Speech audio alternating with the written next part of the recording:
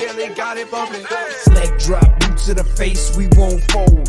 Quick to put a dude in this place, he out cold. With a tombstone, grapple the waist, get laid flat. Can't escape, nowhere to go, the cage match. It's on now, when I spot him, it's no problem. Everybody stone cold till they hit with the rock bottom. Sharpshooter, I won't miss him like Bret Hart. Like Al Snow, they gon' need him a head start. I just might catch a better body than Mickey James. Get acquainted with the name, we bringin' the pain. Like Kane in the ring, all I see is red. Paul era, Undertaker, I can see the dead. John Cena putting hands in your face. 10 DBS, keep a milli on the waist. B2TF, better stay in your place or get smacked down, play it safe. What you talking about?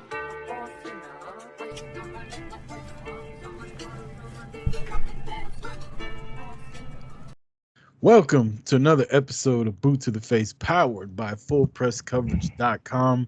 Go there for all your sporting wants and needs, where I am sure they will talk about how those mother Canuckin Edmonton Oilers shat the bed again for the whole country of Canada. I can't say they shit the bed. They were down 3-0, but they had it. They had the biggest comeback in sports, the whole nine, and they pissed it away. And congratulations to the Florida Panthers. And have we recorded since the Celtics won? Yeah, the Celtics. Yeah. Fuck them. But I don't know about you, EJ. I'm starting to get that off season ready for some football to start back up. Nah, not quite yet for me. Once NCAA college football video game drops, then the fever start kicking in. But That game in 20 years. What's that? That game ain't dropped in 20 years. More like 10, but it's about to drop July, a couple of days after my birthday. So that's when, the football fever right around the corner, late August. So about a month. I don't like talking about it like too far out ahead, because then it's just talking in circles. But, mid-July, when the football fever starts kicking in. But training camp starts end of July. That's usually when it's like, all right, I'm fucking ready now. But yeah, I noticed today, I was like, man, I hadn't seen football in a long time. Yeah, man. It's America's new pastime. It overtook baseball a while ago, but back to the hockey. Florida did all they could to try to shit the bed and give the Stanley Cup to Canada, but when's the last time Canada won now? Like 93 or something like that? How you gonna let Florida teams be better in your hockey? It's the hottest state in the country. They got the Lightning, they won like 2 in a row or something like that, and then you got a South Florida team. Like, what are y'all doing, Canada? I thought y'all invented the game of hockey. And then Nevada's mixed in there too. Yeah, another hot state.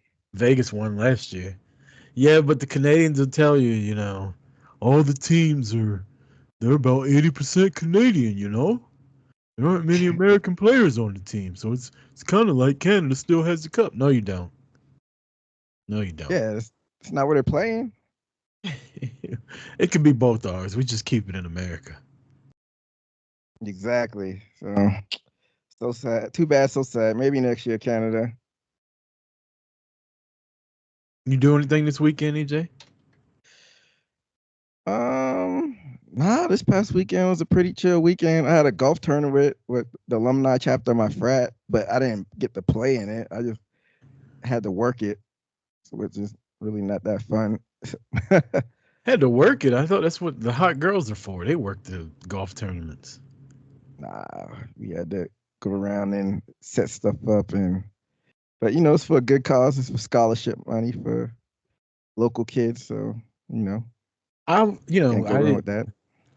Obviously didn't join a frat because I didn't go to college, but I thought when you're alumni, like, you just come and give money and everybody kisses your ass. I didn't know y'all had to do work. Nah, I don't know about at the majority white press, but Divine Nine, the alumni chapters are pretty active, like, as far as like community service and getting together, doing stuff. So it's cool. That's what's up. Speaking of golf, I got new golf clubs this weekend, so took those out on Sunday morning to the driving range. I'm starting to like them. I'm gonna try to play a little bit more golf this year now. I'm reinvesting. You know, I retired a couple years ago. I think I'm back now. Well, I'm obviously back. I got some new golf shoes. I'm not even gonna break those out until my game gets better. Yeah, Michael Jordan of golf, which is kind of ironic because he plays golf himself. But he came out of retirement like 2 or 3 times now. Yeah. Can't get away from it, man. What do you when you retire from golf? Everybody retires and they play golf. So when you retire from golf, what the fuck do you do? You know, Um, I don't know. Play backgammon. That's a good pickleball, question. pickleball or some shit.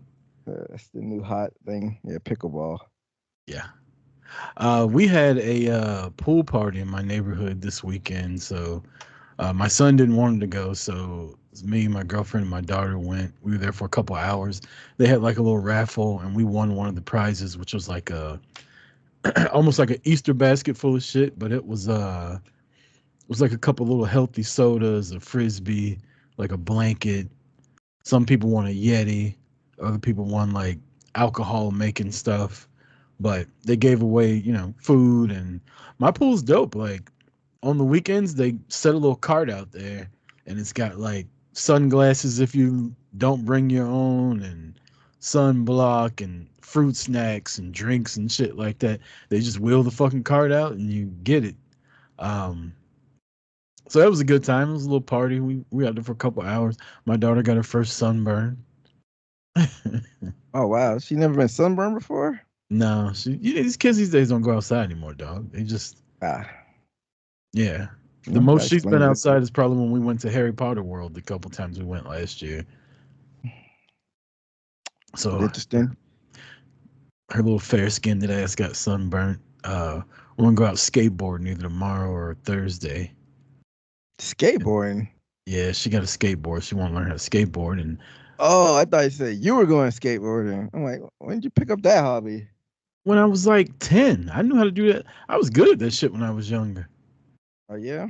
Yeah, I could do a ollie. I could fucking flip it over and land on it. That's about it though. That's all I had. I didn't get too daredevilish, but I could ride the shit out of one. That's all. She just wants to know how to ride them. She doesn't know how to do tricks and shit.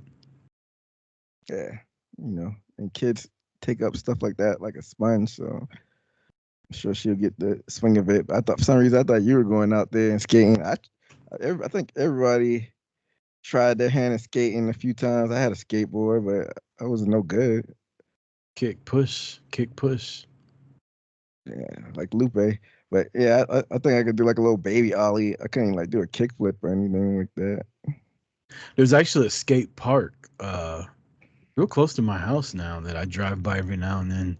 There's a lot of kids out there. It looks like just a big empty swimming pool almost, where they fucking start at the top, go down, and they go do tricks. I'm like, yeah, ain't nobody in my house ready for that shit. Yeah, fuck around and bust your ass on something like that. Yeah, No, exactly. thank you. Yep. But yeah, that was the weekend. Watched a little bit of wrestling. I didn't watch Collision. I never watched Collision. Actually, that's a lie. I watched Collision Sunday morning. I may have been half Yeah. asleep while I was watching it, but I did watch Collision.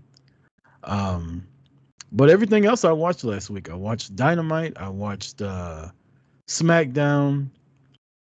I watched NXT. I watched Raw. And then we got a But you didn't big. watch Impact. Did I watch Impact? That's a lie too. I did watch a little bit of Impact. I did that Sunday morning after I got done with AEW Collision. I didn't watch the whole thing. But Fast if forward it, through Jordan Grace. I can't even remember what she did. But you know, that had that PCO Steph DeLanda nonsense. I guess that was entertaining. But yeah, man, like every week, it's always a lot of wrestling going on. But it's good that you get to catch up with it and keep up with it, seeing as you got this podcast to do. Yeah, it's hard though, man. It's just so much wrestling. Like I'm not complaining about it, but it's just like trying to talk about all of it when I don't watch all of it. Like honestly, the NXT is probably my favorite show right now, so I try to watch that every week. Raw's getting really good, but it's 3 fucking hours. And then SmackDown had a lot going on this past week. So, like we talked about last week, we record on Tuesdays and AEW happens on Wednesdays. That's like the furthest away from me. I mean, NXT happens the same night, NXT. but NXT is more memorable than what happens Uh, on Dynamite for some reason. I can't remember what happened on NXT, but I wrote down some notes. So I guess when we get to power rankings, we'll talk about it a little bit. Yeah. Forbidden Doors this weekend. So hope y'all ready to stay up till 2 o'clock in the morning on a Sunday. Because that's what's going down. And then Money in the Bank is next weekend, right? Mm-hmm. Toronto. With it being in Toronto, I wonder if they're still going to do an afternoon start time, or is it going to be a traditional start time? Nah, it's the same area code as New York. They treat like North America the same, Yeah, whether it's Canada or I was US. hoping. So I was hoping they'd do it during the daytime. I like that shit. But yeah. well, EJ, let's get started. Let's talk street clothes wrestler of the week. Get that out the way. Street clothes wrestler of the week. I don't know who went last week because I don't really have anything that I could think of off the top of my head. So maybe I'll let you kick it off and then something will pop up. I'm gonna go with Gunther. Gunther came out last night in that little suit. He looking all official and just a. Can you be a likable asshole? 'Cause that's what Gunther is. Like coming out, smiling at them, like, yeah, good luck, guys. The better man out of you two is gonna not be the better man when y'all face me. Basically, like whoever wins, I get to whoop that ass at SummerSlam, and then just left. But Gunther was looking fly last night. He couldn't have fit that suit like 3 years ago. I guess the internet sleuths were wrong. Everybody was like, I saw Gunther taken out by the White Six. I saw Carmelo Hayes and all of these nonsensical theories. Somebody said Cody was back there. Get out of here. Yeah, I shot the Gunther. I feel like the easy route to go would be to go like a Liv Morgan, but you pick her like every week, so you know I'm not picking her. I don't pick her every week. I decide not to pick her every week. But I'll go. I mean, I guess it is street clothes wrestler of the week, but he's a prominent figure in wrestling. I feel like we don't show him any love, so I'll go Paul Heyman. Had a nice clean suit on, going up the hug CM Punk in the middle of the ring, and then scared shitless by the Bloodline as always. So I'll give my street clothes rest of the week to Paul Heyman. Well, since we're talking about Paul and the Bloodline, let's get into it. This past Friday on SmackDown, Solo looked like he was cowering in the corner, and you know you've been watching wrestling for a while when shit like that happened, and then he started laughing. I was like, "Oh shit, who's it gonna be?" I didn't know who it was. Like I remember the Jacob Fatu rumors a couple months ago, but the shit took so long, I completely forgot about it. Now, I will say I've never seen him wrestle. I've just heard a lot about him, but he seems a little bit more of a bigger deal than God when they showed up. Yeah, they presented him like he was the unhinged savage. I guess he's gonna probably be the new enforcer. You know, a lot of people online were like, "This is what I thought Soul should have been," and I mean, you can argue back and forth about that, but you know, it's always good to have a wild card in your group, and it looks like Jacob Fatu is gonna fit that mold and be that muscle that they need. I watched some clips like back in the day with some of the stuff from MLW, but I never really tuned into the MLW full on event. I saw like one of their TV shows because I was curious, but they were like a few months behind. So it was like some MJF footage that they were showing, and I think they did show a little bit of Jacob Fatu. I knew about him before the rumors picked up, but I never really dug deep and did like a thorough research on him. But I guess, like I said, the presentation so far so good. Yeah, I remember he was MLW World Champion. I remember when that happened, but like I said, I would just see clips online, but I never went out of my way to watch MLW. Like there was, you got to at least have one or two wrestlers there that I know that I would like to see for me to go out of my way like that. And I just never knew of anybody in MLW that I wanted to see, so I would just kind of look at the little shit that was posted here and there. I remember they had really good momentum a couple years ago, and then they just kind of fell off. Yeah, losing somebody like MJF, that's a big blow. And they had the like little TV deal on Vice, but I don't know what happened to it. That's when I like checked it out. I was curious. They're like, we're gonna be showing shows on Vice, and like I said, when I tuned in, they were like a few months behind. This was like maybe early 2021 or something. They're still showing MJF stuff.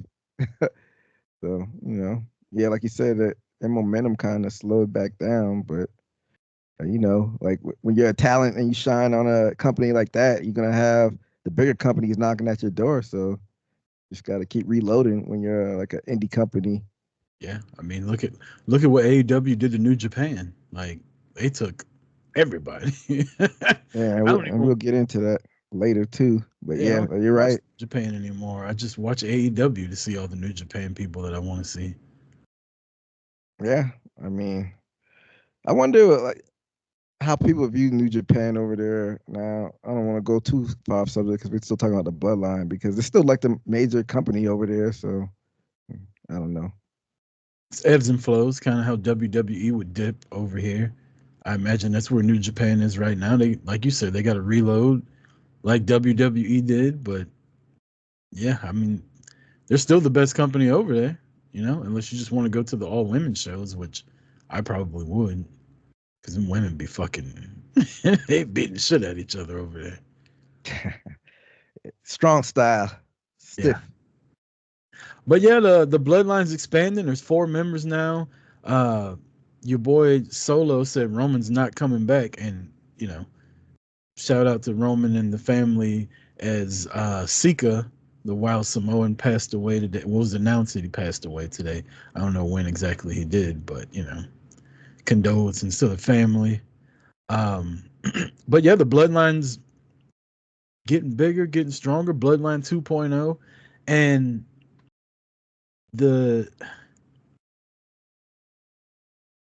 I'm way more into the Bloodline 2.0 than I am the Wyatt Family 2.0. I mean, for those who haven't listened or watched, you could go back watch last week's episode, and you made it clear that you weren't a fan of that.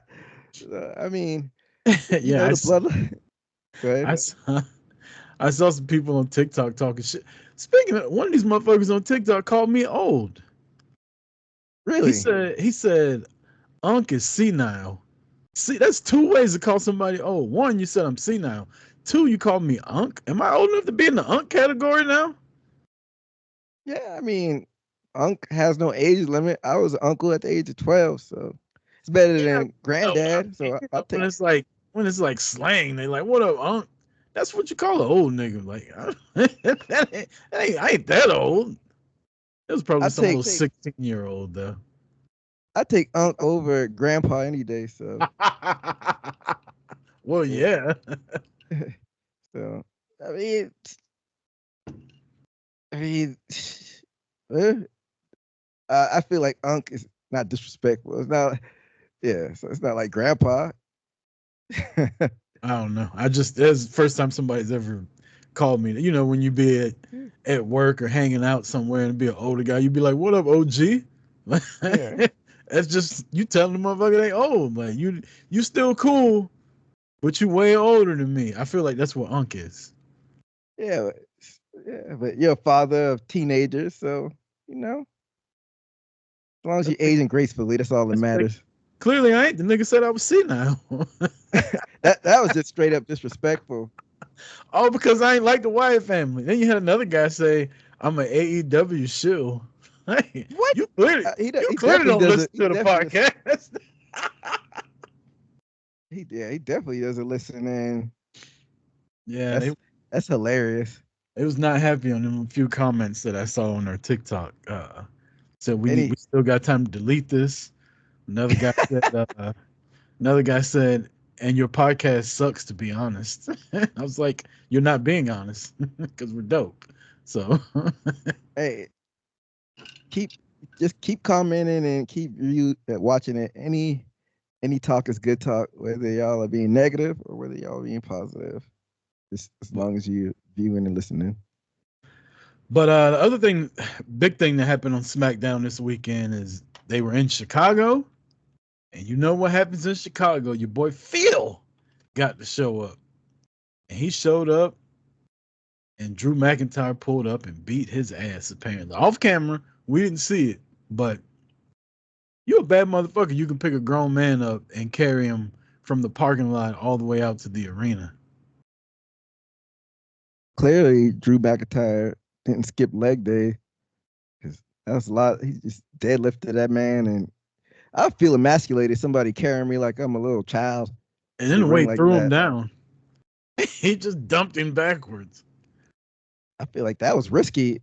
You know, Phil isn't the most sturdy, Durable. durable of people, so You're right. glad he didn't break anything on the way down. But I mean, yeah, they said he went to a local hospital. He might have got hurt. remember when they used to say medical facility? I feel like I guess once Vince dipped out, they started saying hospital.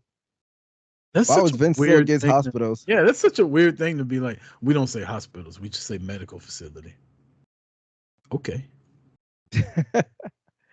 That is a weird thing. That's probably because Vince is old and he probably still had the mentality of like keeping up kayfabe. Maybe people would try to check out the hospitals or whatnot to see if people are really in there. How you feeling about Punk and McIntyre? Like, whose side are you on? Um, I'm on nobody's side. Mm, I'm like Switzerland in this. I'm mm-mm. just entertained. I mean, like we said in the past, Drew McIntyre has some good points.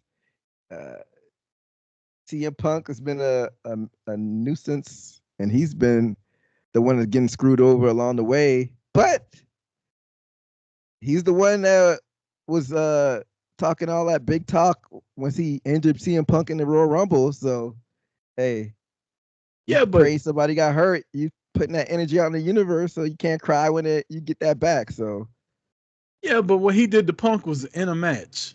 Punk interfered in a match multiple times. I agree with Drew McIntyre. And then, like he said last night or on Monday Night Raw, Adam Pearce talking about you got to qualify. You don't deserve to be in the match. You got to qualify for it. And Drew was talking the truth. He said, Seth Rollins ain't been here since I beat him. How's he get a world title match? And I think that's fucked up. I'm with Drew, man. Ain't no justice. Ain't going to be no peace. And he's just going to pull up and whoop CM Punk's ass every time he sees him. hey, if it's on site, it's on site. It's on But site. That's what Drew said. but like I said, Drew started this all, even though he's been screwed along the way. Like you How he said, CM started? Punk, when he injured him, I don't think they had any interactions until he injured him at the Royal Rumble. I mean, they were in a match, though. He got hurt in a match. It's not like he went out of it. Ain't like he attacked them in the parking lot or something. They were in a match, and Phil got hurt. Sorry. I don't mean to do that. CM Punk got hurt, and Drew talked shit about it. But he didn't like. And then CM Punk attacked Drew McIntyre and got his ass kicked the next night on Raw. So everything that happened to Punk was in the confines of a match, and then Drew defending himself. Drew didn't tell him to No, come to no, WrestleMania. yeah, you like one of these guys that says Johnny Lawrence was the good guy in Cobra Kai. I remember CM Punk coming out the next day in an arm cast, and then Mm-hmm. Drew McIntyre interrupted his promo and was like, "I prayed for this So to what? happen." So what? He was talking to him. He didn't attack him. CM Punk attacked Drew. All You gotta right, go back and watch that. Drew was defending himself. Yeah, talk shit. well, Yeah. and then what happened? Punk was on his ass, getting carried out. That should have been the end of it until Punk came back. Nobody. He was invited there to be a commentator. He didn't have to attack Drew just because Drew was gloating. What was he even doing on Monday Night Raw during the number one contenders match when he was about to Claymore Jey Uso and Punk came out and grabbed his fucking leg? Punk shouldn't even have been there. Why is Punk grabbing a referee outfit when there's referees back there running out doing a fake count? That's got nothing to do with Drew talking shit to him. Punk's a Right. troublemaker, and Adam Pearce let him get away with all this shit. I'm with Drew. You want to see disruption? I'll show you some goddamn disruption. Drew got every right to Well, be upset. well, you know where it's lead to. They can settle their differences most likely in Cleveland. Ugh, What? another shithole town. Well, it looks like you got something against the Midwest in general. I was born in the Midwest. Yeah, but I haven't heard you give praise to any Midwest city outside of Kansas City. I like Chicago.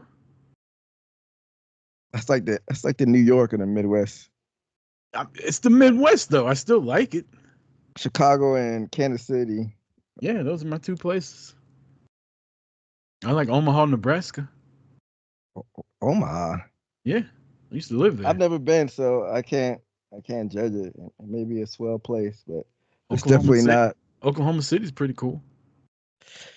That's Southwest. Okay, I consider Oklahoma Southwest. I haven't been to OKC. I want to hit every state up. Yeah, I'm not. I- I'm not gonna hate. I did one of those things on Instagram where you count how many states you've been to. I think I've been to like 30 to 32 states. Oh yeah. Yeah. So I got a lot of Northeast states. Like I've never been to Maine or New Jersey or Maryland, like all that shit up there. The only one I've been to is New York up there. That whole little cluster of Northeast shit. I've only been to New York. Never been to Pennsylvania. Never been to Massachusetts, Vermont. Boston. Yeah, never been to any Yeah, of that. I've been to all of those except Rhode Island. Only places I really hit up are I've skipped some of the Midwest, like Minnesota. Who wants to go to Minnesota? In the Northwest, a lot of Northwest states, a lot of Northwest states I haven't been to outside of like Washington and Oregon, like the Montanas. You know, I wouldn't, even though there's probably not a whole lot to do, I just wouldn't mind going to some of those Northwest states just for the scenery. Yeah. You know, the wide open space. I like the scenery out on the West Coast, man. Like Arizona and Vegas and Nevada when I went there last time and drove from Vegas to Page, Arizona. Like there's really good scenery out there. Like you find yourself almost wanting to be like, I might need to pull over. Like I'm looking at all these fucking mountains and shit. And the depth perception is so crazy out there too while you're driving through it. People that live out in those areas probably like, shut the fuck up. We hate it here. But I like it. But you just said Minnesota and you said Cleveland. It was announced this week that Indianapolis has a deal with the WWE over the next 7 years where they're going to get a Royal Rumble, which is next year on February 1st, a WrestleMania, and a SummerSlam. That's interesting. It won't really matter because it's a dome, because it's going to be cold in Indianapolis. So I think they've learned a lesson when they had it out in Philly outdoor that time of year. But it's interesting that they announced 3 events like that. I wonder why Indianapolis is so high on their list of cities to go to that they announced 3 major events like that. I think Indianapolis is as far as where it's located in the country, they've had Super Bowls there before and it's worked out pretty well. I think Indianapolis is a city that's like designed for big events like that. Like I remember when they went to the Super Bowl, all the podcasts I was listening to were talking about how easy it is to get from one place to the other and the stadium and all that. Like everything's not spread out. The hotels are really close. But I won't be at any of those events. Like I'm saving a lot of money by WWE going to places like Indianapolis and Minnesota and Cleveland. Like take me somewhere fun. Let's go to Miami. You know? It's been a minute since they've been to Miami with The Rock, when The Rock and Cena. That's probably the last time. Let's go to Miami. Let's go to New Orleans. Let's go do some fun shit. You know, they're going to Vegas next year. I'm going to that, but Minneapolis and Indiana and fucking Cleveland? No thanks. Hey man, I mean, you got to spread out the wealth though. Like it can't all be in hot city like New Orleans. They did it for 30 and 34. You got to spread it out a little bit, but Come to Atlanta. We got a big ass yeah, state. they definitely need to go back to Atlanta. I would love that. Yeah. So is there any is there any speculation on what WrestleMania that will be for Indianapolis? Well, it was reported that it was a 7-year deal. So they get Royal Rumble next year. Obviously, they're not getting Mania. And then SummerSlam's in what, Minnesota next year for two nights. So it won't be next year. They'll probably get one of them in 2026, and then I don't know. Maybe since it's a 7-year deal, maybe they'll get one every like 2 or 3 years. I doubt they do it every year and then it'd be done with. It's probably spread out like every 2 years they'll get something.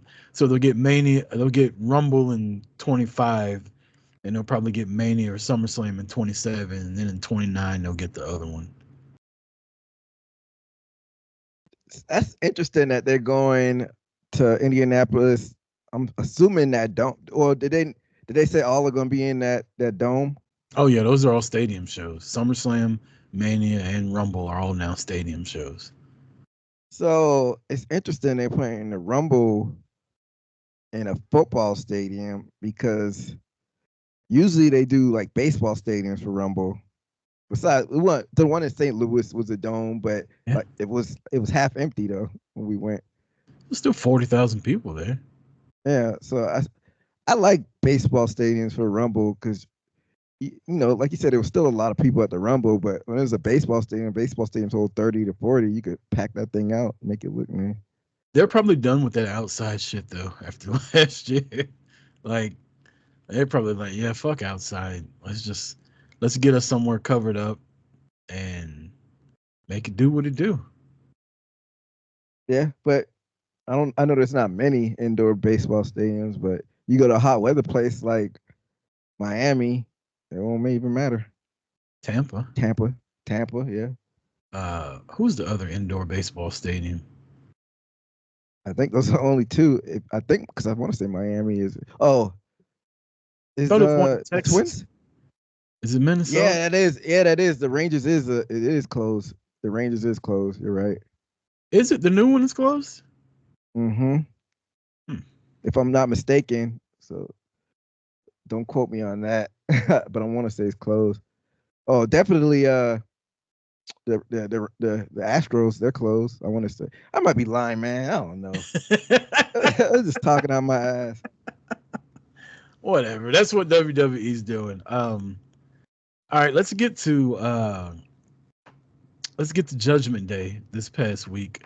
Your new WWE Tag Team Champions, and they dominated Monday Night Raw with all the segments with Liv Morgan and the video games and the whole nine. And Liv actually said something that I said a couple weeks ago. Not that she listens to Boot to the Face. If she does, let's see. If I could say something to Liv, what would I say? Oh, I'd be like, by the way, how mommy doing? Tell her I said, no, hey. Liz listening. What's up? But she said the same thing I did. She's treated Dominic way better than Rhea Ripley has. She kissed him, first off. She's giving him gifts, helping Judgment Day win tag titles, all whilst she's the world champion. And I don't remember who tweeted this last night, but they were talking about the Zelina Vega and Liv segment. And they said, I didn't say this, by the way. This is what I read on Twitter. It said, Liv ain't got no time for Zelina Vega. She's trying to get some dick. You remind me, when you preface that, you're like, I didn't say this. You remind me of like when you ever had a white friend try to say a black joke in front of you. I didn't say this. Just so you know, I heard this from a friend of mine who was also black. But that's funny though. Yeah, man. I like how they throw Zelina in the mix. They're tying it all together. LWO, Ray, and I don't know, man. I think they should keep that matchup special between Ray and Dom. I don't like how they having that next week on Raw. I know there's gonna be some shenanigans, but I like how the interactions, have been special, even though they've been putting hands on each other more frequently now. But I don't know. I feel like you could run that again at Mania at some point. I feel like Ray said he wanted to go to SmackDown because he didn't want to fight Dom anymore. Well, they broke that seal when they had a WrestleMania match. So no, this was after he went to SmackDown after WrestleMania. He's like, because remember he was gonna quit, and then he went to SmackDown, and they were like, "Yeah, you can be over here. That way, you and your son are on the same show. And can't fuck with you anymore." And then he just gets drafted to Raw, and now he's in a match with him again. Yeah, I guess they saying fuck your piece. You got to do this. Well, Adam Pearce ain't shit. I know, right? He don't take up for his fucking employees at all. Nick Aldis will never stand for that shit. Nick Aldis about to getting Drew's shit on Friday. I feel like Nick Aldis is he toes the line even more than Adam Pearce though. I feel like he's close to blows with a lot of his backstage people. Yeah, that's the way he should be. It's a violent fucking job. He's still Nick Aldis ain't the fucking 35, I think. He could probably still go. He's like 36. Yeah. I mean, they still have that in their back pocket if they want to use it and get physical. I don't think Vince would, but I think Triple H may let him do something down the line. Maybe. But yeah, the Judgment Day, man, they're ruling the roost over on Monday Night Raw. How you liking the storyline as a whole? Like with the whole Liv thing, like I feel like it's got to come to a head soon. But I feel like Liv is fucking she's sashaying her way into the good graces of the Judgment Day. She is, and looks like they're doing a slow burn with this one, which is good because who knows when Rhea Ripley will be cleared to come back. But we already see it coming from a mile away. She's slowly winning over Dom, and once that heartbreak happens, everybody gonna be devastated. All the neckbeards in their basements. There's gonna be so much heat for Dom once he sides with Liv eventually. And they're probably gonna prop Rhea as the biggest baby face when she gets back. But we still got a little ways to go till the end, which is more intriguing to me is like the whole Finn Balor of it all, with him taking the room key and wasn't she inside the locker room? And yeah, Damian Priest is like, what's going on here? Finn sitting there holding the fucking video game controller like he wasn't doing nothing. Yeah, so I'm intrigued with the Finn Balor aspect of it all. Looks like maybe they're gonna be slowly but surely pushing Damian out of there, and maybe Finn will be the full leader. And then, like I said, with the Rhea Ripley factor. So yeah, they've got a whole lot of elements and folds to the story. It's pretty good. Look, I don't think anybody that chooses Liv Morgan over Rhea is a heel. I think that's a babyface move. Well, we know why you think that, but in the context of this story, it's going to be interesting. What makes Rhea Ripley a babyface? She injured Liv on purpose. Liv's getting her revenge back. Like, Liv's a babyface in this. She's turning Judgment Day good. What made? She didn't. She cheated to win.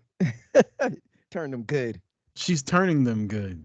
It's a slow burn, like you said. They're slowly becoming a babyface group because of Liv Morgan. Rhea had them his heels. They were mean. They were jumping people all the time. Liv's got them happy. She's buying them gifts, getting them tag team title matches. Like, she's keeping the peace. Rhea had them motherfuckers violent, always wanting to square up. You know why?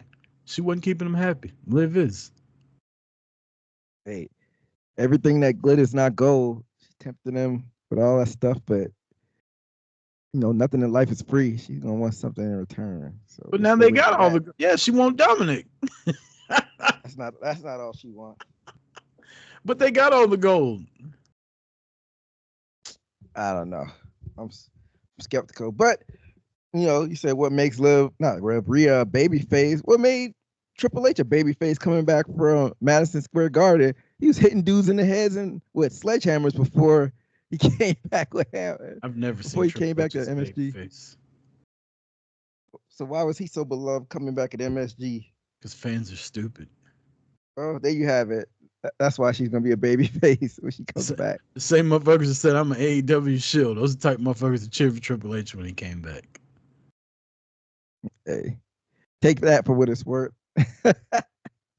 I was so offended by that.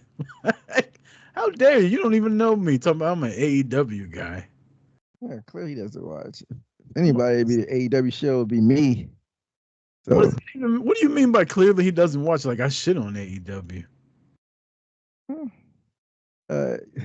You don't necessarily shit on them, but you kind of fart on them.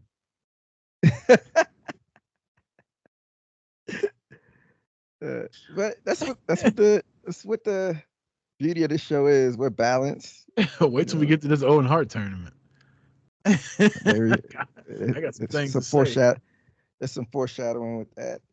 But yeah, so what about the Wyatt Six situation? Mm-hmm. They didn't do anything in person. They just did that backstage interview. You know what pisses me off about it? We've been invested in this whole Otis and Chad Gable situation for so long, and they've just kind of shoved that aside, and now Chad Gable's getting chased by the Wyatt family. Otis never even really turned. He just pushed them down. And that's it. That was the big moment we were looking for. I want Otis to whoop his ass. Also, Otis is a punk. He watched Chad Gable hit his woman with a legal chop block. It would have been a 15-yard penalty in the NFL at that pay-per-view the other day. And he didn't beat him up then, but Chad Gable's being mean to fucking Tozawa, and all of a sudden you throw him down on the ground. It's Maxine and his woman. They're all friends. Hell no, she and his woman after he's being a little punk like that. I don't know. I don't think they're gonna abandon it. You saw what Dom did to Rey Mysterio when he put his hands on Liv. That's how you protect your woman. Shout out to Dom. You heard what Dom said. He said he just doesn't like his deadbeat. He isn't doing it for Liv. Come on. Dom told Zelina, he said, I want to help you. Dom fight for his life. It's hard out here, man. Oh my God. Dom got to do what he got to do. He trying his damnedest to keep mommy happy, but that shit ain't working. Shit is backfiring. Like Elmer Fudd when he used to try his schemes against Bugs Bunny. Oh my God. Dom said, I want to help you. Poor Dom. Man, this has been a whole struggle for him his whole life in the WWE. That boy's Why can't he just have peace? Right? I told you he's a babyface. And then the fans ain't helping. Barely let the guy talk when he goes out there. Right. He didn't tell his dad to be a deadbeat. No, right? His dad only got him the Corvette. He could have got him the Lambo. Motherfucker showed up at Thanksgiving dinner with his new girlfriend and whooped his ass. I'll be damned. It's nasty work right there. Oh man, they need to do a fucking Blu-ray on Dom, a WWE special on YouTube. Put it on the cock. What were we talking about? Oh, the Wyatts. Yeah, mm-hmm. I'm over him already. Damn. That's my hot take this weekend. This man's sitting in a room by himself, talking to himself.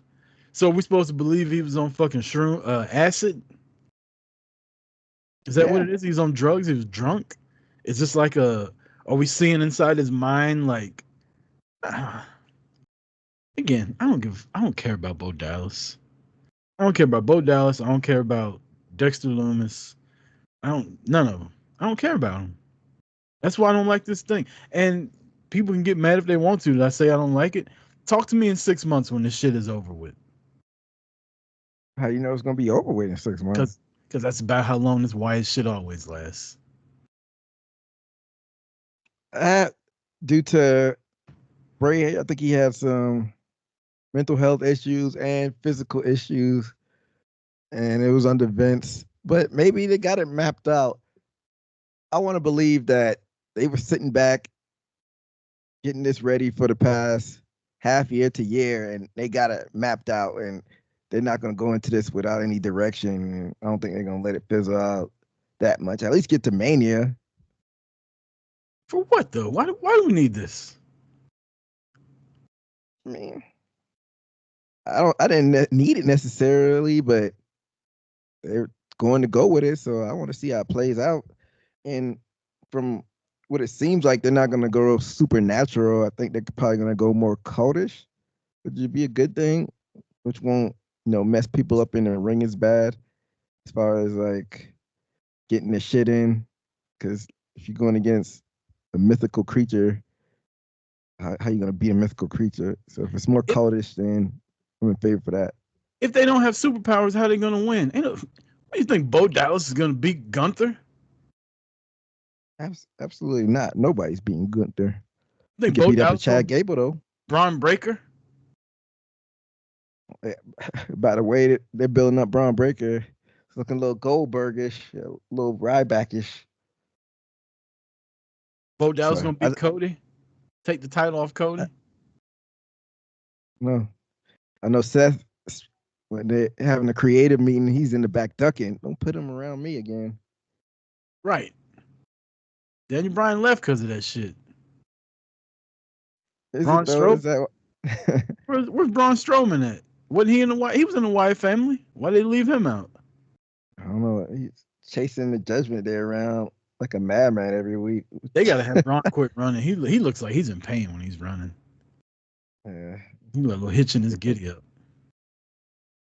But yeah, I don't know where they're going with it. But it seems like they're going the route where they don't have them in person every week, which I guess is a good thing. Run some vignettes sometime and some backstage stuff. So, like I always say, I guess we got to see how it plays out.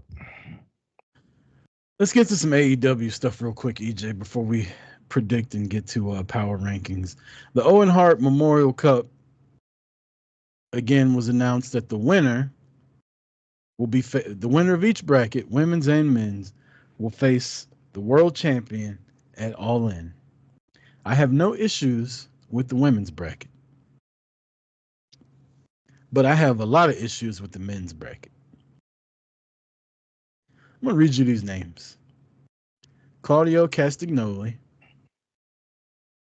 Pac, Bryan Danielson, Shingo Takagi, Ray Phoenix, Jay White, a wild card, and Jeff motherfucking Jarrett. Now, that is, go ahead. I tweeted out, how the fuck is Jeff Jarrett in this tournament? He ain't won a one-on-one match since last year sometime in AEW, but he's in a tournament to fight the world champion in front of 50,000 people at your biggest show? Ray Phoenix in this? I love Ray Phoenix, right? Claudio? Shingo? When you got motherfuckers like Moxley out there, I know Moxley's the New Japan World Champion, so what? You got motherfuckers like MJF. I know he's getting a world title shot, but he's not the world champion. You got people like Will Ospreay out there. Even your boy Jericho. The biggest names in the company. Why are they not in this tournament to make it more realistic? You know who's going to win? Either Danielson or Jay White. Jeff Jarrett ain't going to win. Phoenix ain't going to win. Claudio ain't going to win. Pac ain't going to win. Shingo ain't going to win. And the wild card's probably Ricochet. He ain't going to win either. Yeah, he might. Unless they put the wild card as MJF or Ospreay after Ospreay loses to Swerve. Spoiler alert. I don't like that. Throwing Ospreay back in there. That's just saying you're giving him favorable treatment. Because he won both of those casino battle royals or whatever, and then get the wild card. So I wouldn't be mad if it was, who did you say, Osprey or who else? Danielson or Jay White. No. It's the wild card. Oh, I said I know you said Ricochet. MJF. Said, yeah, I wouldn't be mad at MJF as the wild card.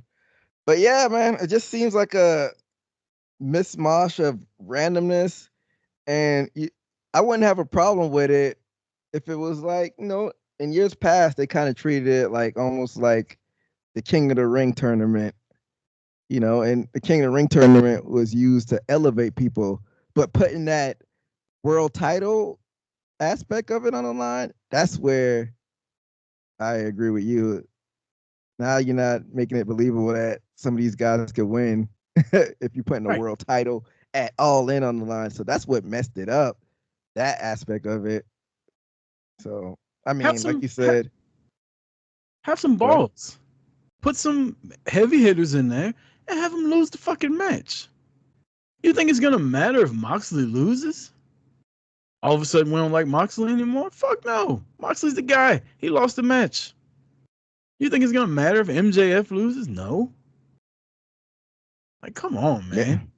You got these Jeff fucking Jarrett. There's only 8 spots and Jeff Jarrett got one of them. Well, he's the only one that actually knew Owen Hart, so I guess I get that. That's got nothing to do with it. I don't care. Because you were friends with the guy. Put some fucking balloons in the air and let him go when you get there. Yeah, Jeff Jarrett's a waste of a spot. Yeah. He ain't gonna make it out of the first round. Nope. Yeah, when you have that world title on the line and you gotta put your heavy hitters in there, but a lot of people are saying that Danielson's gonna win it. I wouldn't mind them elevating Jay White because I think he's making big money. So this is the perfect time to kind of get him out of that trios rut. Even though I'm a fan of the trios division. I mean, it's just the same concept of having 2 tag team divisions, except one's with 3 people. It's like WWE has 2 tag team divisions. But I don't think Jay White was supposed to be in that spot. I think Juice Robinson was supposed to be in this spot, and Juice Robinson got injured. So Jay White kind of had to like tag along with the Ass Boys. But this is a chance to put him in that title picture again, because people might forget he was battling for that title at Full Gear against MJF. And that seems like years ago, even though it's not even a year ago. So let's see a chance to elevate him again. I don't think Danielson needs a world title shot at All In, because I'm hopefully they're gonna pay off him and Nigel at All In. What is that about? You're not the first person I've heard say that, but like everybody's like Danielson and Nigel. Nigel's a fucking commentator. He was a former Ring of Honor champion. How long ago was that? What's that got to do with now? They got history in Ring of Honor. Tony owns Ring of Honor, and Nigel's been talking shit on Collision since he got there. So I feel like it needs to be some kind of payoff. And then he got cleared to wrestle like I think last year. So I figured they'd do a payoff with all the shit he's talking. Yeah, I don't see it, and I also don't care. I don't know. Like, I remember Nigel when he was in TNA, and I didn't. What was his name? Something Wolf? Desmond Wolf? He was Desmond, wasn't he? Yeah, didn't really care for it. Breaking news, real quick. Liv Morgan just tweeted to Zelina Vega a picture of them in the ring. She says, "Remember, you look up to me when you speak to me, and I look down to you. See you Monday in Boston. P.S. If Daddy Dom is sloppy seconds, I'll have thirds, fourths, fifths, and sixths." That girl nasty. Hey. That's how you promote yourself. Told you I've been in the Liv Morgan fan club for a while, EJ. I'm still not in her fan club, but I'm intrigued by the story.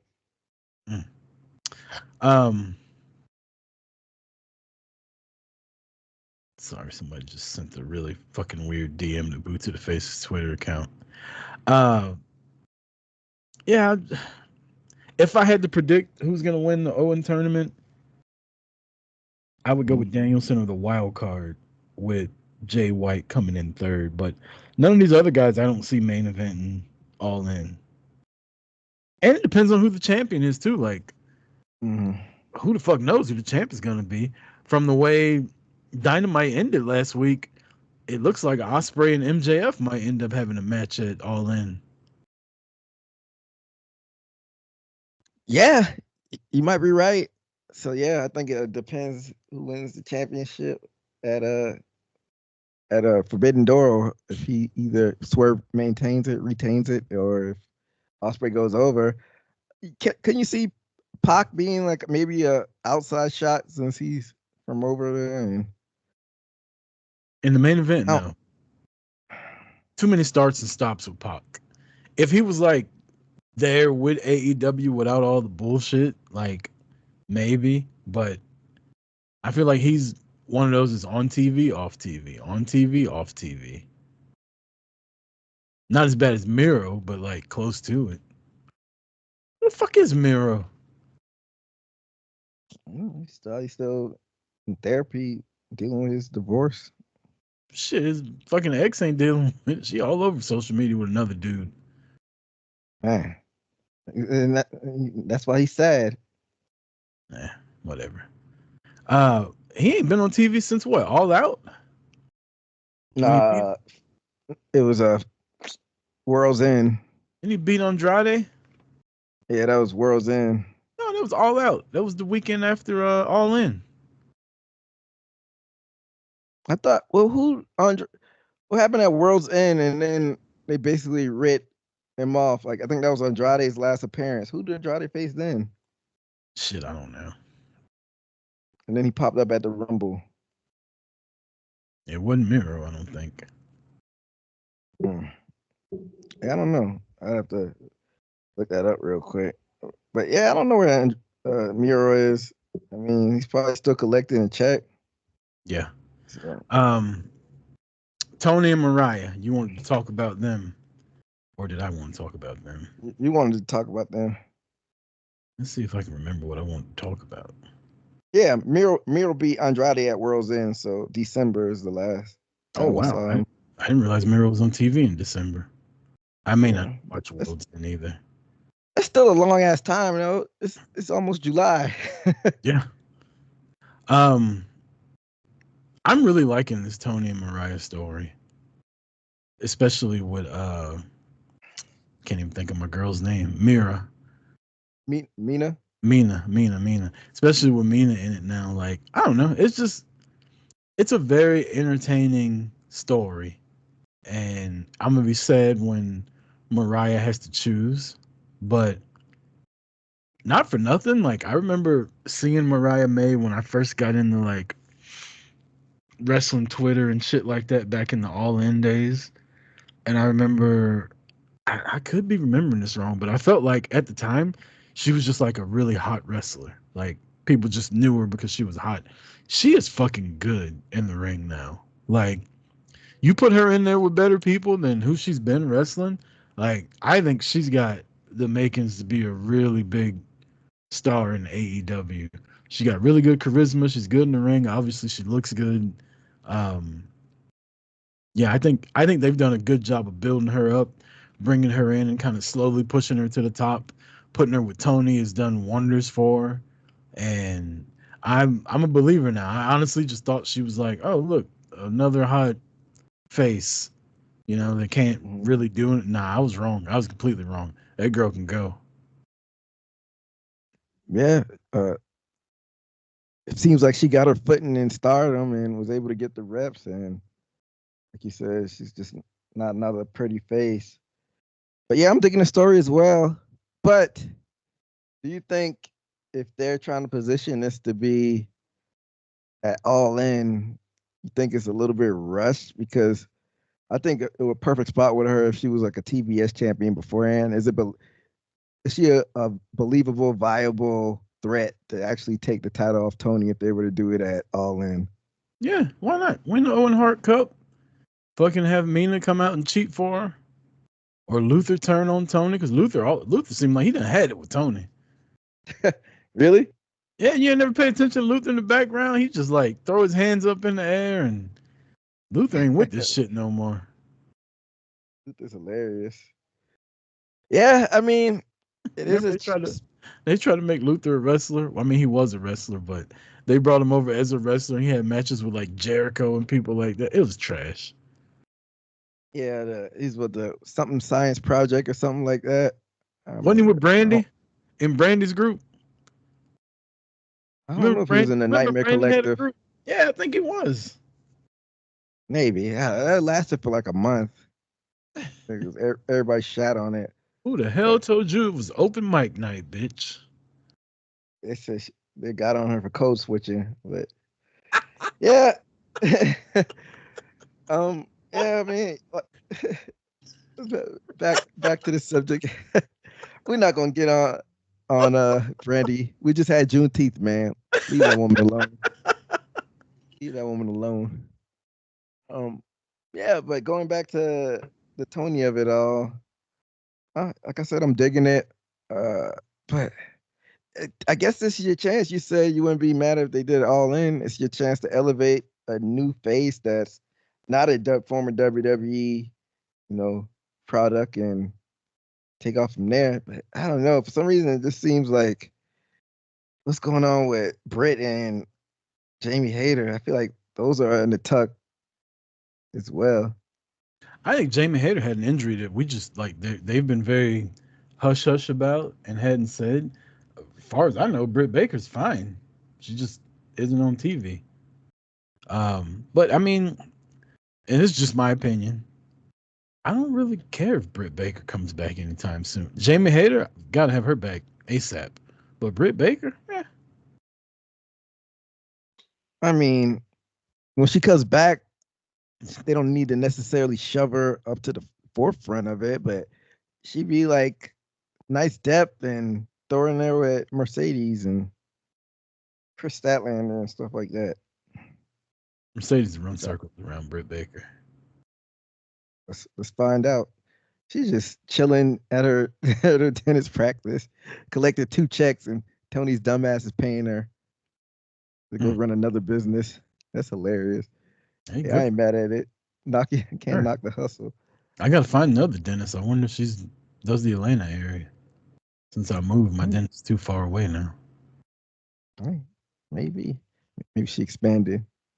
Yeah, DMD. Hopefully she doesn't watch this show. She fucking around, pull my teeth out. Get those incisors out of there. Swerve and Osprey. This was a really good segment. Sometimes you don't need all the bullshit. You just need a really good talking segment to get you invested. And I was invested in this match because I thought, oh, this is gonna be a good match. But now I'm like, I can't. They had me switching sides through the whole promo. I was like, damn, Osprey's right. I kind of want Osprey to win.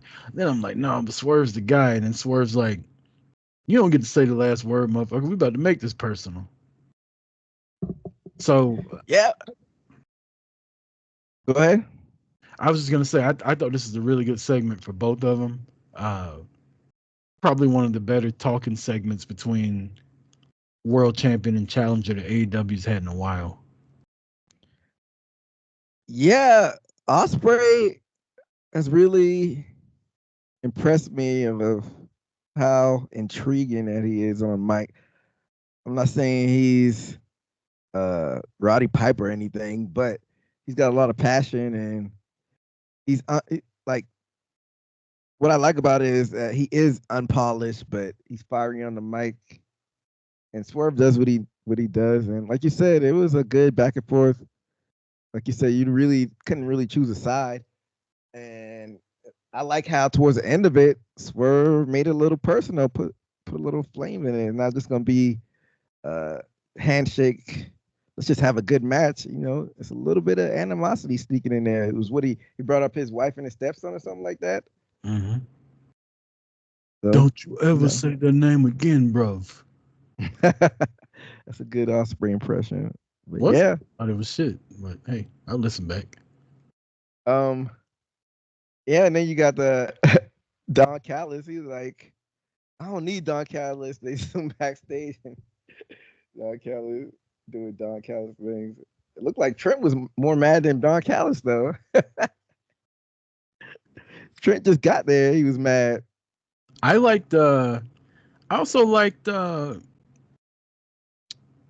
Prince Nana stepping in and being like, "Y'all need to calm down. Like, y'all supposed to be cool.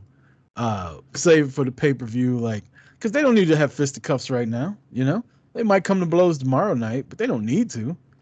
Don't let. I wouldn't let them touch until the fucking bell rings." Yeah, I agree with that. And it's just it's this week. Damn, I'm losing track of time. So Yeah, hopefully gotta they won't predict touch that on. shit.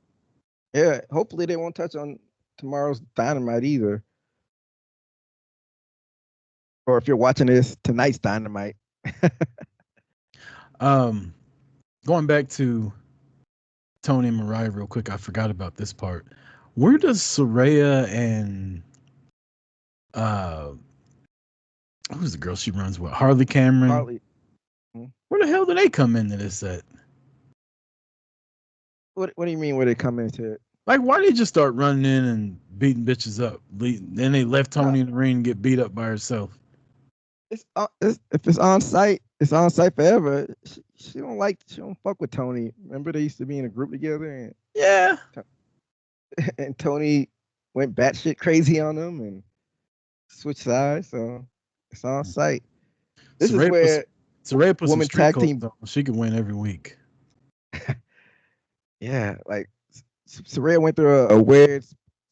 I don't even want to dig deep on this, but she went through a weird period where I'm like, what's going on? And then all of a sudden I'm like, the swelling went down and the healing process went through, and now everything's settled.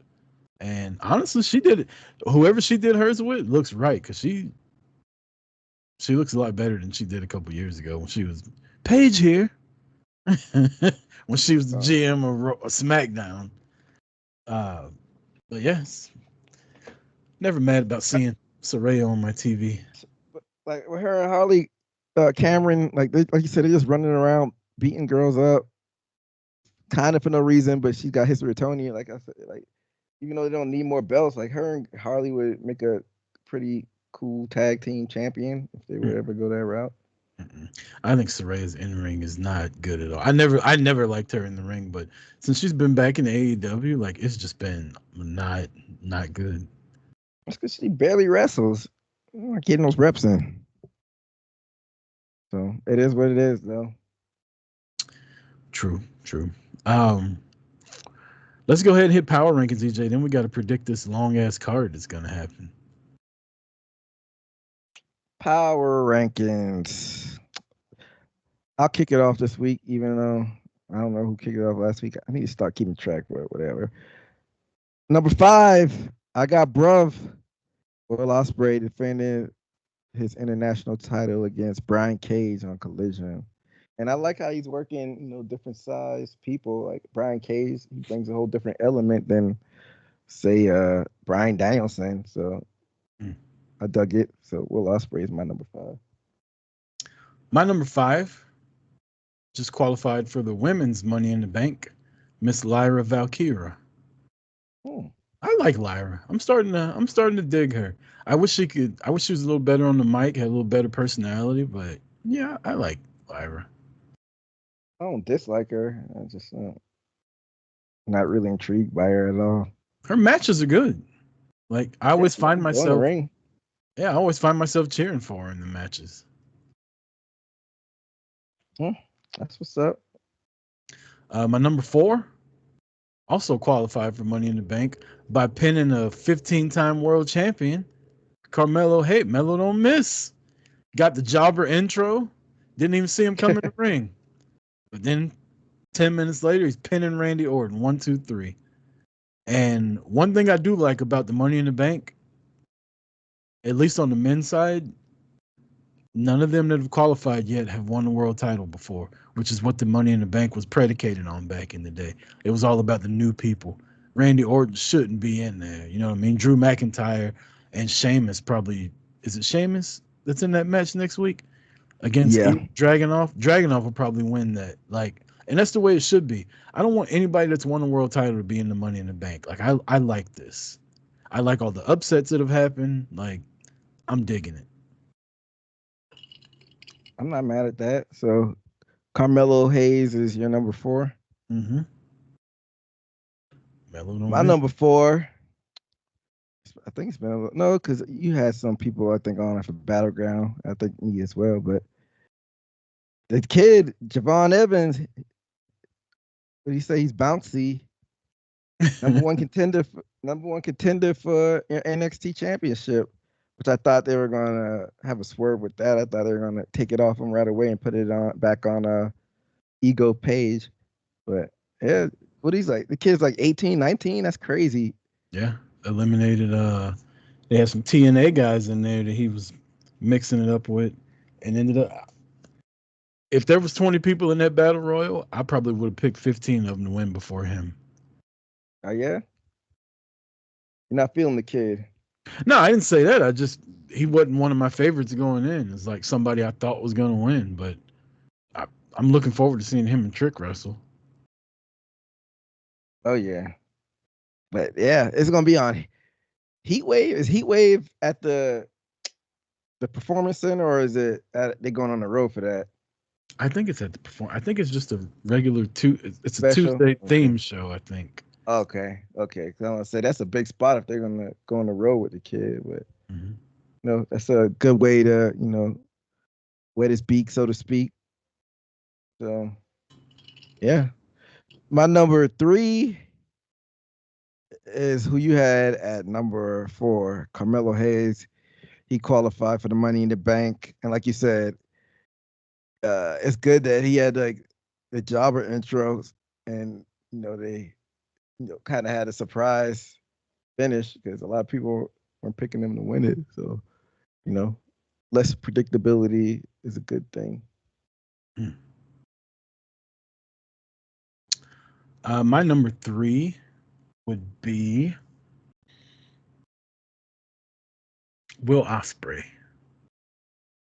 Big win over Brian Cage. Like you said, I'm glad. I like how he's working with different people and still able to show what he's got. Just a really good match. A really good. Like, has he had a bad match? Nah, he hasn't had a bad match. Has he had even like a semi not good match? Like, the guy just has good match after good. And the thing with Ospreay, like you said earlier, is he's so much better on the mic than what we all thought he was gonna be, and that just adds to it. Now it's not just good matches; it's good story with it too, and it's good talking. Good. Now you're invested with him instead of just, oh, he's a good wrestler, but now you're following his story with it too. So I'm digging that. I'm thinking it as well. That's your number 3 or 2? That was my number 3. My number 2 is going to be. He's going to be ranked way higher than I want him to be too, but he beat a former world champion and one of the best tag team wrestlers of all time, and he's making his debut in the power rankings. Ladies and gentlemen, Mr. Karrion Kross. Oh my goodness, you're a better man than me. He beat Kofi Kingston. Let me quit. I don't dislike Karrion Kross like that much. That's just you just kind of caught me off guard with that.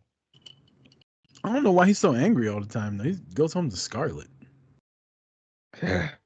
Smoke show. Could you imagine being angry all the time with?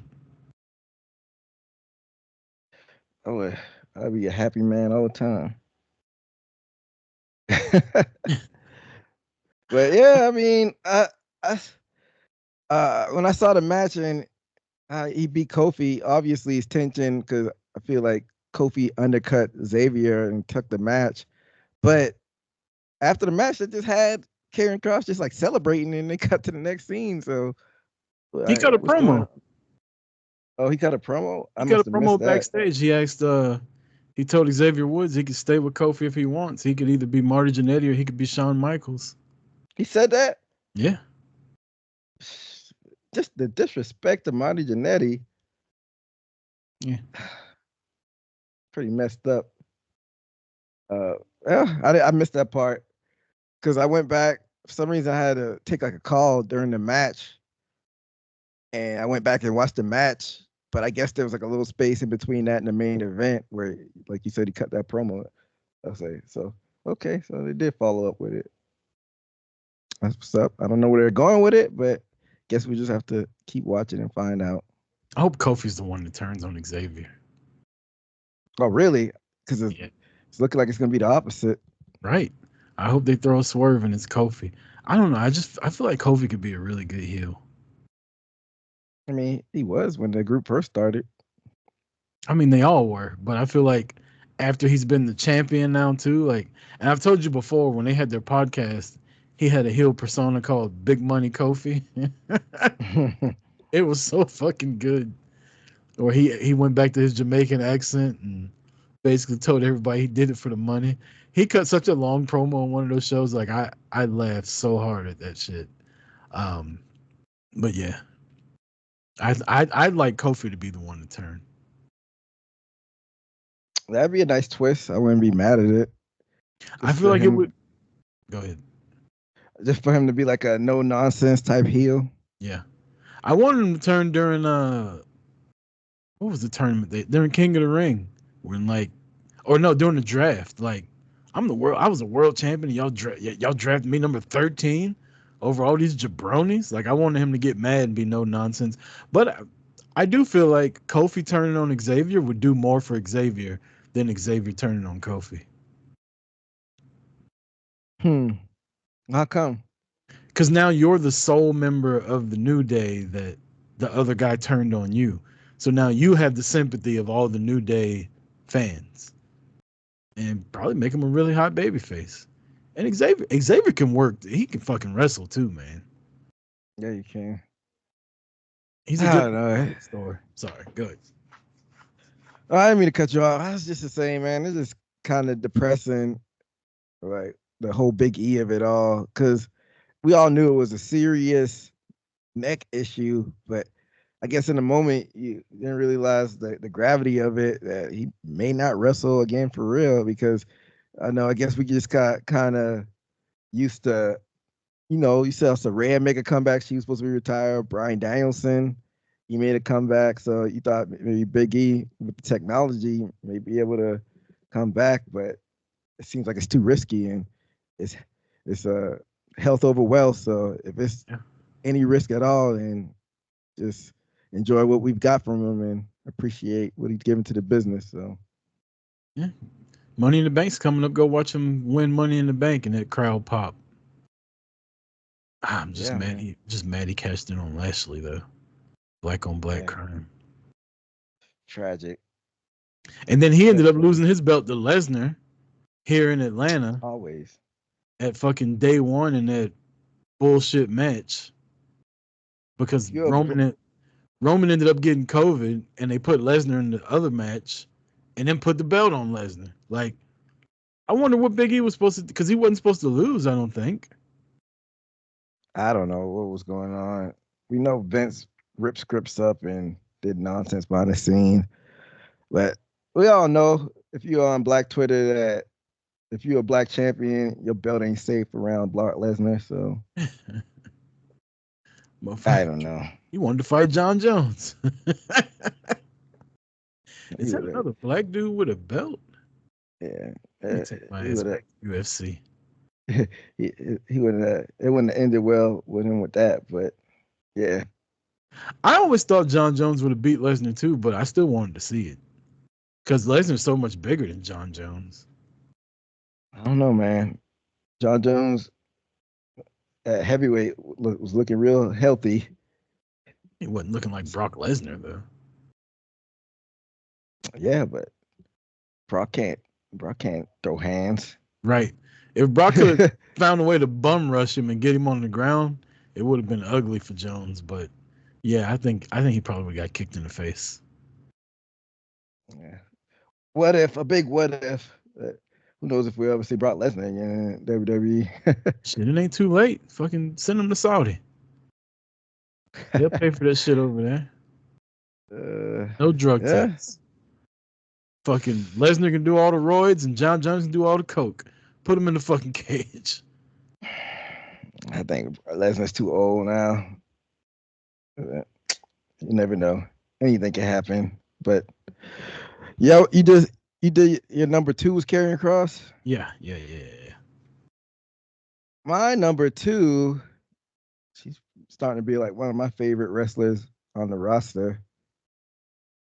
She qualified for Money in the Bank on SmackDown. Miss Chelsea Green. Who Rucker's not a fan of Chelsea Green, but why you say that?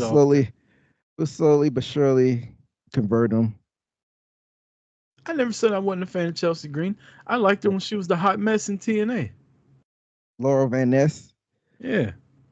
She's running around with that lipstick and wedding dress on. But before that, though, before she ruined Braxton Miller, I think it's not Braxton something. Whoever the butcher is, the Blade and the Bunny. Before she ruined their wedding, she was like the prissy. Yeah, she's like rich. She was like the Chelsea, basically Tiffany Stratton. I was just about to say that. So, yeah. But yeah, I hope she wins. Actually, yeah, that'd be so hilarious if she won the briefcase. She probably will, honestly. She's my favorite. I'm all for it. Be it a Karen with a briefcase, cash in on Bailey. I know you would love that. Fuck yeah, I would. I don't care who wins. Just cash in on Bailey that night. Get the title off her. Yeah, I was digging that. And Bianca, a lot of people thought Bianca was a shoe-in to win in, and he did it with, you said, with Carmella, and they did it with Chelsea. So I like it. I think so far, Io's the only world champion to qualify. Again? Hey, shout out to Io. My number 1, the Judgment Day. Your new. Absolutely not. Absolutely not. As I was saying, the Judgment Day, your new World Tag Team Champions, and we didn't talk about how Liv just finessed our boy Truth into basically giving up the titles. That little harlot. That girl got skills, boy. You can't trust a motherfucker like that. That's why Dom running from him. He already know. Nothing I can do with that if I say yeah. No. Be the ones you think and end up being trash, but I digress.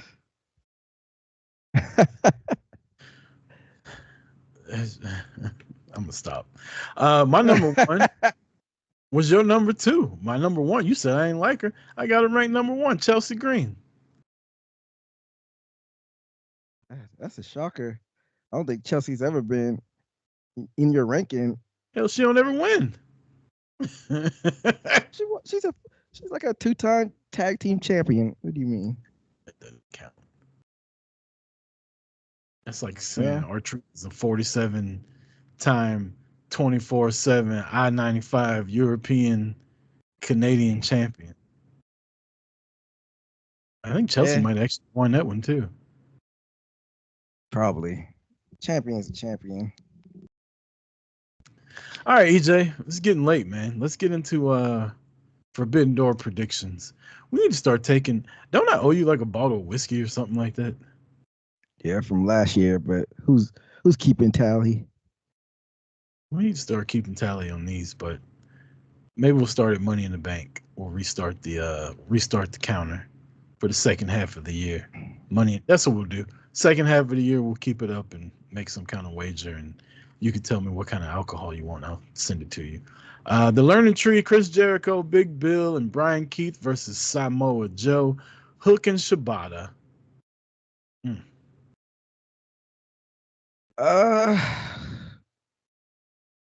don't know. I don't really care. Give me Hook and Shibata, and then I'm gonna take Jericho and his squad. Owen Hart Cup tournament. You got Bryan Danielson versus Shingo. Obviously, I'm taking Danielson because he's my pick to win the whole fucking thing. Yeah, I got dancing. Ain't no way he loses this early in the tournament to somebody that's not even in a promotion. MJF versus Hechicero. New Japan's got to start winning some of these fucking matches, right? Every year on Forbidden Door, they get swept almost. Hey, if they create their own Forbidden Door show, they can win. I got MJF though. Yeah, same. Zack Sabre Jr. Ugh. They might actually win this one versus Orange Cassidy. Didn't they face each other last year? Uh,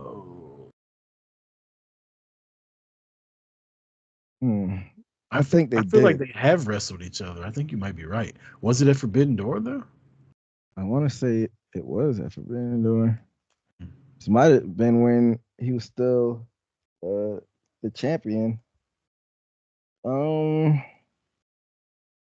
I think Zack Sabre Jr. won too, so I'll go with Orange Cassidy.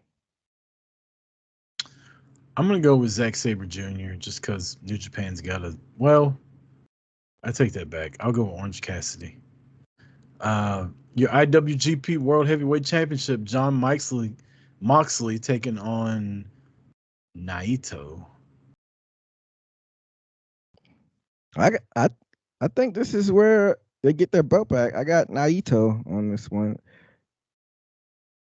I agree. I think Moxley had his little run since April, put the title all over AEW, but it's time for New Japan. And maybe that was the whole plan. New Japan said, hey, we'll put the belt on Moxley, but he's got to lose it at Forbidden Door because y'all keep beating us in every fucking match that we have with each other. AEW Women's World Championship, Timeless. Toni Storm taking on Mina Shirakawa. This is going I'm to be looking forward to this. It's going to be a very easy match to watch. I'll leave it at that. I got Timeless Tony. Yeah, I got Toni too. Tony's got to be creeping up to the longest women's title reign, doesn't she? Yeah, I know. Sheeta had it for a while, didn't she? Oh yeah, she did have it for a while through COVID and everything. So yeah, but Tony's creeping up on it. I mean, Tony got it at Full Gear, so it's been 7-8 months. Not bad, not too shabby. I wouldn't mind if she kept it for a whole year.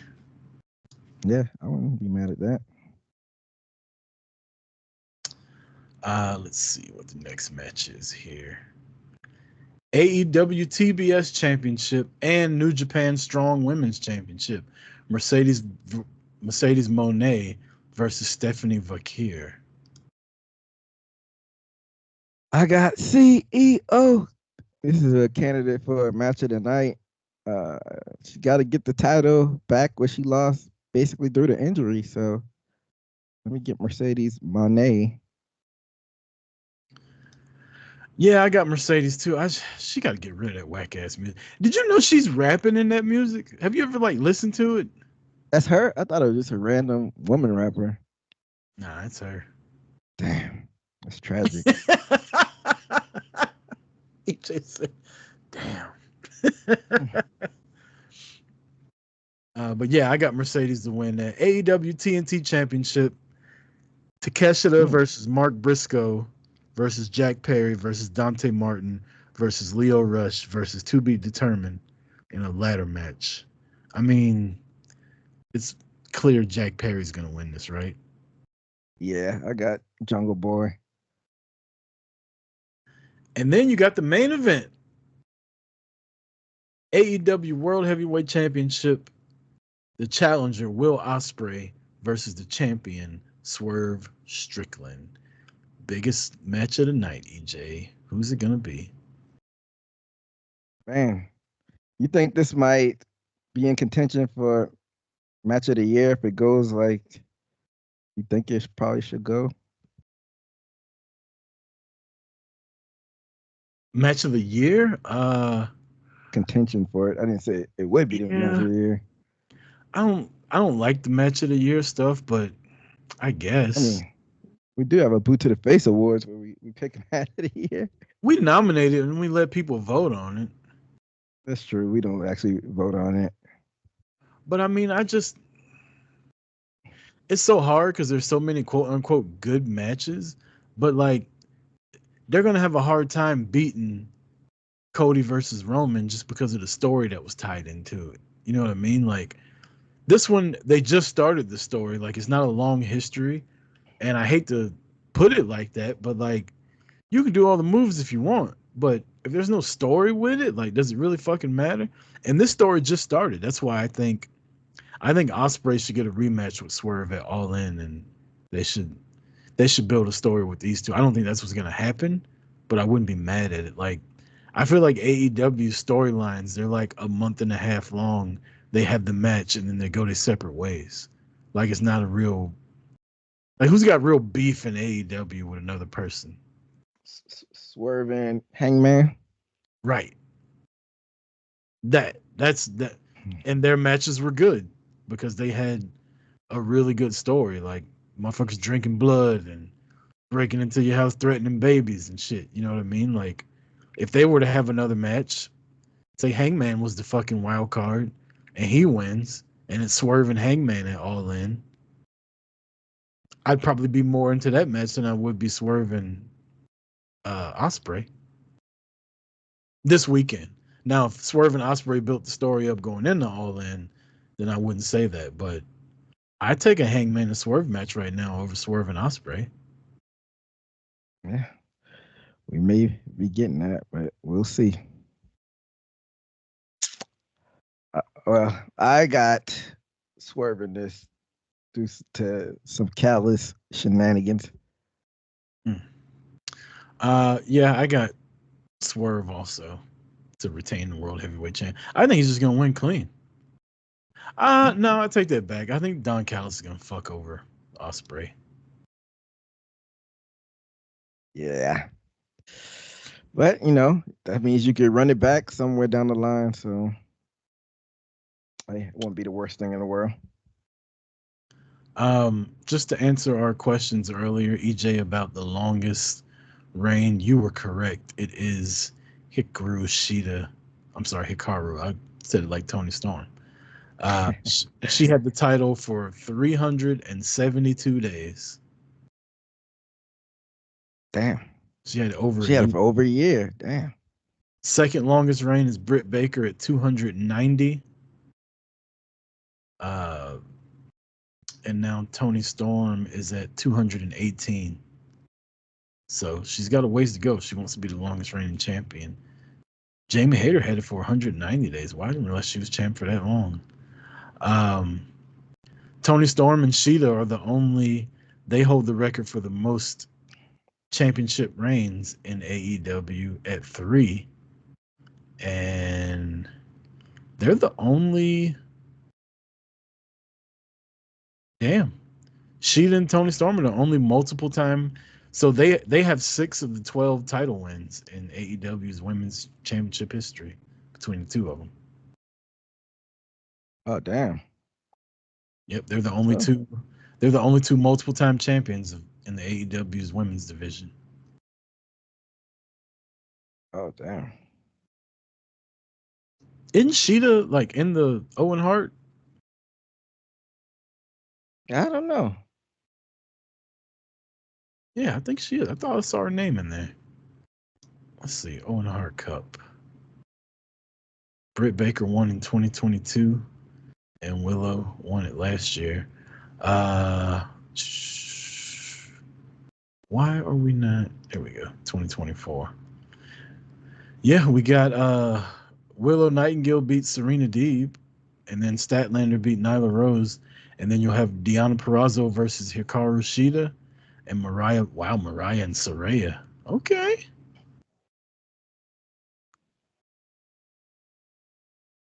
Yeah.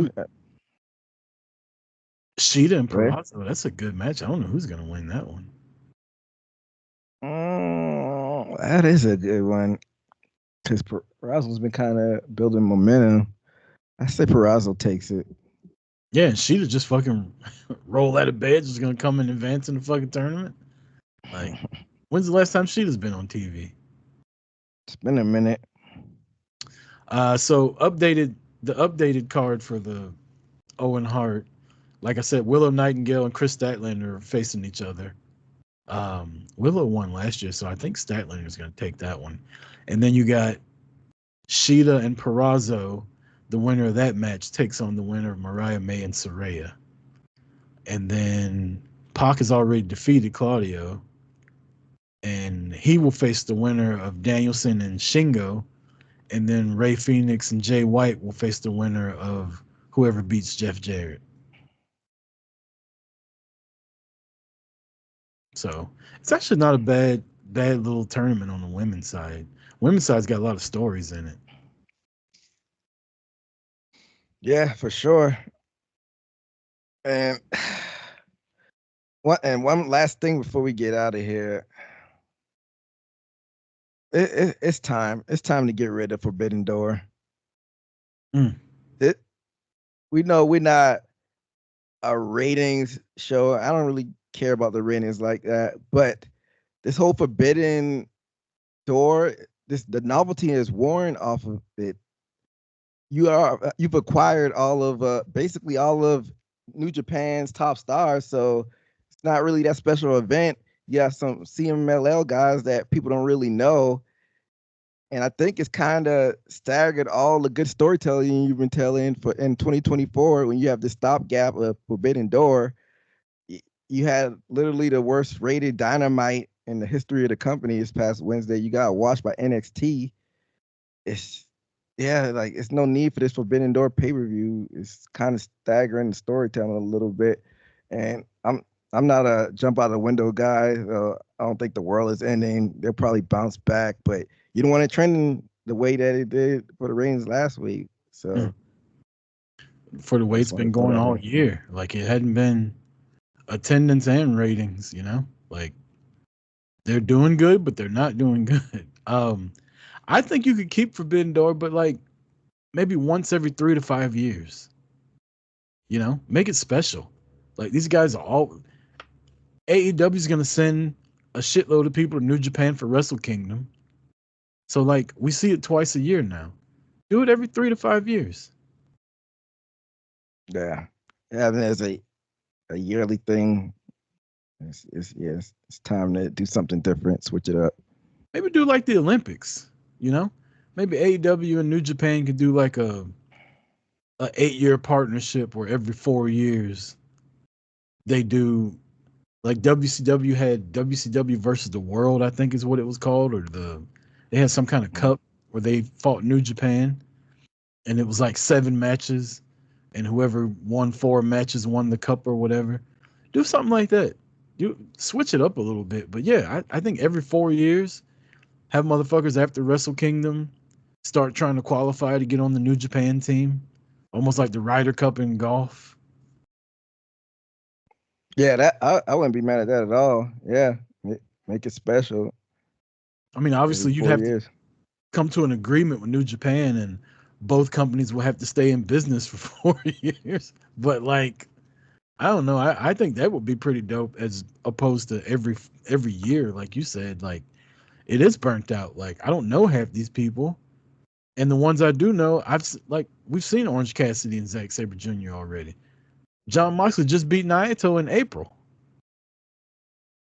Exactly. So it is what it is, I guess. I'll be tuning in, but it's all about trial and error. You don't have to stick to your guns just because something worked in the past. And it seems like Tony's a stubborn dude when it comes to certain things. But what I know, I don't have $1 billion, so. Tony's stubborn? What are you talking about? Yeah. That, who knew? Well, EJ, let's get our shitty podcast up out of here, says the guy on TikTok. Hey, shout out to that guy. Yeah, enjoy your mom's basement. Fuckface. Yeah. Sweaty. With your pork rinds. Yeah, fucking shirt collar probably looks like bacon. What do they used to call it? Bacon collar? Was it Michael Jordan that had that fucking commercial? Bacon neck. Yeah. Yeah, that guy's probably, he's got to be pushing like 375. Like, he's probably breathing hard typing that tweet out. Sausage fingers. I can't believe they would talk bad about the Wyatt Six. More like the Wyatt Shits, because that's what it is. It's the drizzling shits. Definitely not putting this up, but Why not? hey. Fuck them. You put that part up too. Fuck them. From your neighborhood, boot to the face. For EJ Reed, I'm Chris Rucker. This has been Boot to the Face. We'll be back next week. Same bat time, same bat channel. Peace.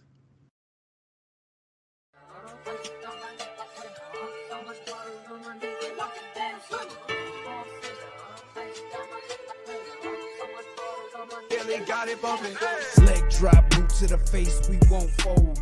Quick to put a dude.